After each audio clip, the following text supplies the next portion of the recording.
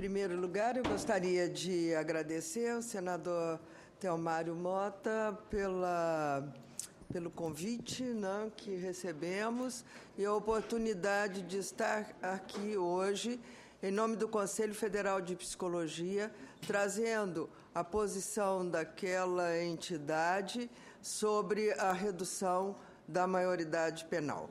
É um desafio muito grande falar depois do André Augusto, mas como trazemos contribuições diferentes, eu tentarei colocar o foco nas questões psicológicas e nas contribuições que o saber psicológico pode dar a essa discussão.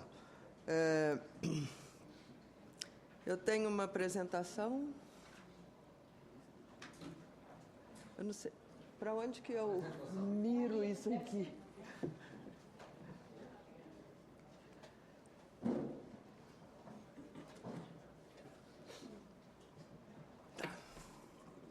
Bom, nós trazemos aí, né, alguns dados relacionados com a questão e o que é a PEC, né, que todos já sabem, né, que reduz a maioridade. Lembramos a existência do ECA, né, que trata, e já foi dito aqui hoje, né, de forma diferenciada os adolescentes que são autores de atos infracionais. Nós não podemos afirmar que o Estatuto da Criança e do Adolescente favoreça a impunidade, pelo contrário, a responsabilização é feita, há medidas, inclusive de privação de liberdade, né? Os adolescentes respondem, sim, pelos seus atos, com medidas socioeducativas. Alguns dados numéricos aí que já foram também trazidos com relação ao total de adolescentes, né, restritos de liberdade no Brasil, os atos infracionais que atentam contra a vida, que constitui 11,4% dos incluídos, os casos que são casos de tentativa de homicídio, e o número de adolescentes que têm cumprido as medidas socioeducativas. Então, 25 mil atos infracionais cometidos, né? Só 2% foram de homicídios e 23 mil adolescentes cumprem medida socioeducativa com privação de liberdade. E esses dados mostram claramente que, usando, né, ou se baseando no Estatuto da Criança e do Adolescente, esse Estatuto tem, sim, medidas que são punitivas, mas punitivas no sentido não do mero encarceramento, mas do investimento no jovem e no adolescente para a sua recuperação e a sua reinserção social. Isso também ficou claro no vídeo que a gente viu antes com relação às casas de acolhimento lá em São Paulo. Existem alguns fenômenos sociais que estão claramente enfatizando e majorando o problema, né, como a espetacularização da violência, a ampliação imensa da judicialização das relações sociais no Brasil, em detrimento do controle social, moral, de princípios da sociedade. Estamos trocando a ética pela justiça e acho que isso é lamentável para a sociedade brasileira. Ao mesmo tempo, vemos o fenômeno da patologização e da medicalização do comportamento, Então, drogas e justiça não solucionam questão de comportamento. E estou falando em drogas, como também incluindo nesse rol as drogas medicamentosas, receitadas. São drogas para reduzir o nível de atividade das pessoas para que elas incomodem menos. E o clamor da população pelo aprisionamento. Que é o que tem sido dito atualmente, né, como um dos maiores responsáveis pelo investimento desta Casa Legislativa em reduzir a maioridade penal, como se ela estivesse atendendo o clamor da população, o clamor da rua. E eu me pergunto de que população, de que faixa da população, de que setor da população, né? Nós raramente vemos manifestações populares muito grandes contra a violência, quando a vítima da violência é um indivíduo comum. Quando não é, aí sim, né, quando são pessoas que têm oportunidade, que têm futuro, né, autorizado pela própria sociedade, essas sim, essas vítimas causam comoção. As outras vítimas, né, não causam tanta comoção.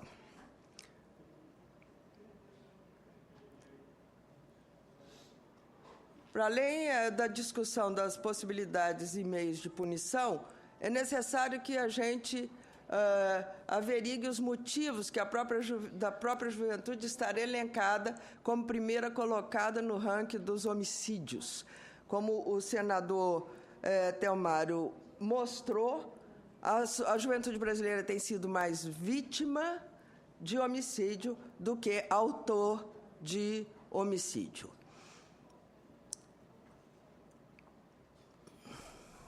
Aí tem um gráfico que mostra a relação entre mortes, entre a população jovem e não jovem. O azul ali é o jovem, 18 a 24 anos, e o que nós vemos aí é que nós estamos exterminando a juventude brasileira. E muitas vezes exterminando com tendo o Estado como o exterminador.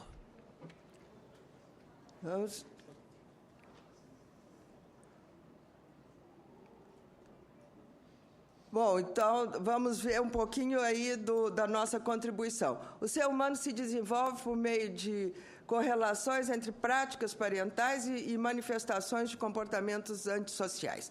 O que nós estamos querendo enfatizar aí é que a relação entre aqueles que educam, sejam pais, sejam professores, seja a sociedade em geral, e o educando, né, jovem e criança, determina o comportamento desse indivíduo, e não há quem nasça marcado para matar. Então, essas crianças são fruto do nosso trabalho, são fruto do nosso investimento nelas, e o seu futuro depende disso.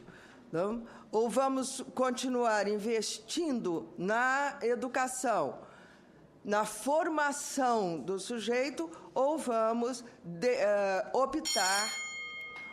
optar pela exclusão. Eu vou tentar, nesse minuto final, enfatizar um pouco a diferença entre a eficácia da punição e a eficácia do reforço, falando em punição como a consequenciação de comportamentos com situações ou estímulos aversivos, e o reforço o contrário disso. Né? Os estudos de punição mostram claramente que a utilização de estímulos aversivos para o controle comportamental é a fórmula mais frágil e instável de mudança comportamental. Comportamentos estabelecidos através da punição só ocorrem se a punição estiver presente. Ela desaparecendo, eles reassumem a sua forma original, a sua frequência e a sua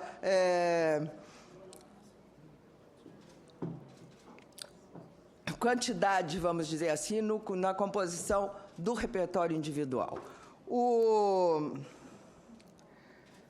Além disso, quando eu falo em estímulos aversivos, eu estou falando em modulação de estímulo, não é estar presente ou não estar presente. Modulação, como tem modulação de pena, né? Mais anos, menos anos, penas mais leves, penas mais pesadas. Punição só controla comportamento com força máxima de modulação de estímulo aversivo. Além disso, as agências controladoras, e falando em agências controladoras, eu estou falando no Estado, na sociedade, na família, em todas as nossas instâncias da organização da nossa sociedade, que definem o comportamento do outro e tratam de conseguir que os membros daquele grupo social se comportem conforme as regras vigentes aceitas. Né? Se esses grupamentos funcionam à base de controle aversivo de comportamento, esse grupo, que é o grupo controlador, adquire também qualidades aversivas. Portanto, não permite que o indivíduo punido se sinta integrado ou parte desse grupo, mas ele se sente em oposição a esse grupo e excluído desse grupo. Então, se nós queremos inclusão social, nós não devemos trabalhar com punição. E existe ainda a produção, com o uso de estimulação aversiva, o uso de punição, dos comportamentos de fuga e esquiva. Isto é, daqueles comportamentos que levam à possibilidade do aparecimento do comportamento punido na ausência do conhecimento das agências controladoras. Para dar um exemplo bem simplista, aquilo que todos nós um dia fizemos, de colocar uma revista em quadrinho dentro de um livro de história, durante uma aula, para ler, é típico de um comportamento de esquiva. Eu evito